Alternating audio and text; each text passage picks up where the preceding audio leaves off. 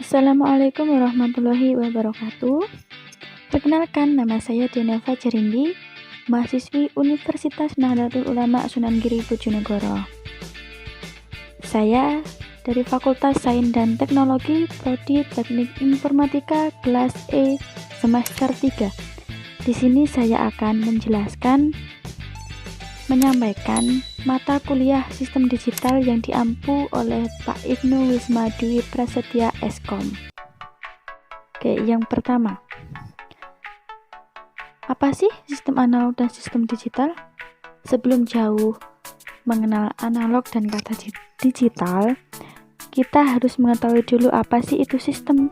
Nah, sistem dari bahasa Latin yaitu systema, yang artinya berhubungan. Sistem tersendiri mempunyai arti, yaitu kumpulan berbagai hal yang saling terhubung membentuk satu kesatuan. Oke, masuk yang pertama, sistem analog. Apa sih sistem analog? Sistem analog adalah sistem pengolahan sinyal yang datanya diolah secara kontinu atau bertahap. Seperti contohnya di kehidupan kita sehari-hari, seperti perubahan siang dan malam. Yang kedua ada sistem digital. Sistem digital adalah pengolahan sinyal yang datanya diolah secara diskrit, yaitu nilainya berubah-ubah. Nah, sudah tahu kan apa itu sistem analog dan sistem digital. Sekarang kita masuk di perbedaan dari kedua sistem ini. Yang pertama, kita bahas dari sistem analognya dulu. Sistem analog yang pertama bersifat kontinu. Yang kedua, kemungkinan error yang cukup besar karena memiliki raya. Yang ketiga, rentan terhadap gangguan. Dan yang keempat, pengolahan sedikit data. Yang terakhir, perawatan sistem yang lumayan cukup mahal lah. Yang kedua, sistem digital. Apa sih perbedaannya sama sistem analog? Oke, yang pertama bersifat diskrit yang nilainya cuma 0 dan 1. Yang kedua, kemungkinan errornya itu kecil. Selanjutnya, lebih tahan terhadap gangguan. Yang keempat, pengolahan data lebih sederhana. Dan yang terakhir, perawatan sistem lebih murah. Nah, di sini ada contoh alat-alat analog. Apa saja sih contoh alatnya? Oke, yang di sini ada yang pertama contoh analognya itu ada jam tangan analog. Yang kedua ada remote TV, radio, dan termometer suhu. Oke, yang kedua ada contoh alat-alat digital. Yang pertama ada kamera DSLR ya. Yang kedua ini ada TV. Yang ketiga ada termometer, tapi di sini termometernya digital karena menggunakan angka. Oke, sekarang kita masuk di gerbang logika dan tabel kebenaran. Yang pertama ada gerbang OR. Apa sih gerbang OR itu? Gerbang OR ini memerlukan 2 atau lebih masukan input untuk menghasilkan hanya satu keluaran output saja. Gerbang OR ini akan menghasilkan keluaran output 1 jika masukannya bernilai logika 1 dan sebaliknya. Simbol yang biasa digunakan yaitu plus. Di sini saya membuat contoh dari gerbang OR yaitu Z sama dengan X plus Y. Bisa dilihat ya teman-teman, di sini ada tabel kebenaran gerbang OR-nya. Jika inputnya 0, maka outputnya juga 0. Oke, yang kedua ada gerbang AND atau AND.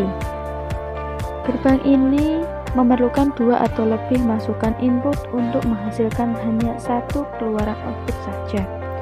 Gerbang AND ini akan menghasilkan keluaran output logika 1 jika semua masukan input bernilai logika 1 dan akan menghasilkan keluaran output logika 0 jika salah satu dari masukan inputnya bernilai logika 0.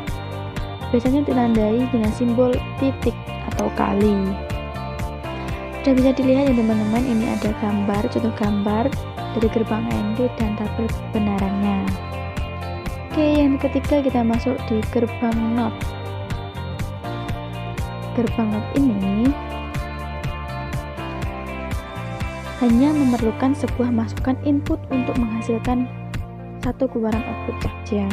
Gerbang not ini disebut juga dengan pembalik karena menghasilkan keluaran output yang berlawanan dengan masukan atau inputnya. Bisa disimpulkan dengan minus. Langsung saja bisa dilihat dari gambar, simbol, dan tabel kebenarannya. Oke, kita masuk yang keempat, ada gerbang NAND atau NAND. Apa sih NAND itu? Arti NAND ini adalah not N atau bukan N. Gerbang NAND ini merupakan kombinasi dari gerbang AND dan gerbang NOT atau NOT yang menghasilkan kebalikan dan keluaran output gerbang AND. Gerbang NAND ini akan menghasilkan keluaran logika 0 apabila semua masukan inputnya pada logika 1 dan jika terdapat sebuah input yang bernilai logika 0 maka akan menghasilkan keluaran output logika 1. Bisa dilihat, ini ada gambar gerbang logikanya, ada tabel kebenaran gerbangnya juga. Di sini ada contoh Z sama dengan X, Y, dan ada garis di atasnya itu teman-teman. Oke, kita masuk yang di gerbang yang terakhir yaitu gerbang NOR. Arti NOR ini adalah not OR atau bukan OR. Gerbang NOR ini merupakan kombinasi dari gerbang OR dan gerbang NOT yang menghasilkan kebalikan dari keluaran output gerbang OR. Gerbang NOT ini akan menghasilkan keluaran logika 0 jika salah satu dari masukan input bernilai 1 dan sebaliknya. Kita lihat ada Z sama dengan X plus Y garis atas itu ya. Jika inputnya 0, outputnya 1. Demikian materi yang dapat saya sampaikan. Jika masih banyak kekurangan dalam penulisan atau penyampaian, saya mohon maaf. Dan terima kasih untuk Pak Ibnu yang sudah memberikan tugas UTS-nya. Semoga hasilnya juga baik, nilainya juga baik. Dan mohon maaf karena ini juga baru pertama kali saya membuat channel YouTube. Dan jangan lupa untuk teman-teman untuk like, comment, and subscribe. Terima kasih. Wassalamualaikum warahmatullahi wabarakatuh.